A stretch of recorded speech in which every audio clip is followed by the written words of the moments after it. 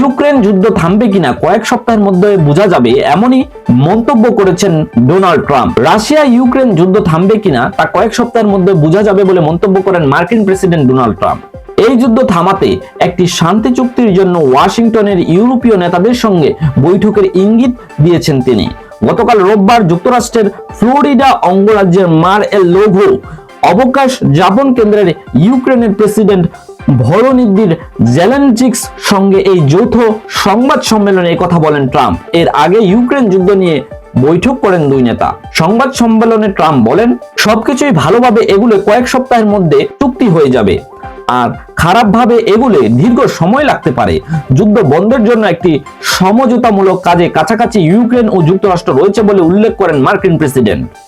যুদ্ধবন্ধে নতুন এক শান্তি পরিকল্পনার প্রস্তাব করা হয়েছিল, তা এগিয়ে নিতে তিনি ইউক্রেনের পার্লামেন্টে ভাষণ দেওয়ার প্রস্তাব করে জানান ট্রাম্প। তিনি বলেন, এইটাই সত্যি প্রয়োজন হচ্ছে কিনা তা নিশ্চিত করা নয়, তবে এটি যদি প্রতি মাসের 25,000 জীবন বাঁচাতে সাহায্য করে তার কাছে আসুক, কারণ নিশ্চিতভাবে এটি আমরা করতে চাই।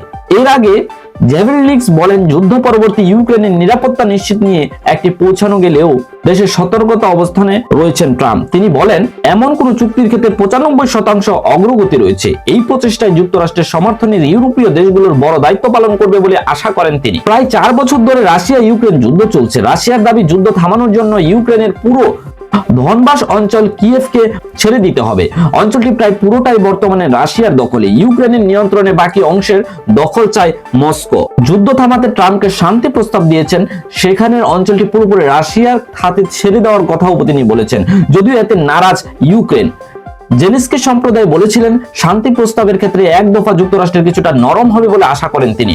গতকাল সম্মেলনে ট্রাম্প এবং জেলেনস্কি দুজনেই বলেন, ধনবাসের ভবিষ্যতের বিষয়টি এখনো সুরাহা হয়নি, এটি একটি অমীমাংসিত রয়ে গেছে, তবে এটি সমাধানের বিষয়ে আরোগ্য করছেন এবং ধনবাস নিয়ে মস্কো এবং ইভেলকের মধ্যে একটি সমঝোতার কঠিন বিষয় বলে উল্লেখ করেন মার্কিন প্রেসিডেন্ট। গতকাল জেলেনস্কি এবং প্রতিনিধি দল ট্রাম্পের অবকাশ যাপন কেন্দ্রের পৌঁছানোর আগে রুশ প্রেসিডেন্ট ভ্লাদিমির পুতিনের সঙ্গে যোগাযোগ করে বলেন ট্রাম্প।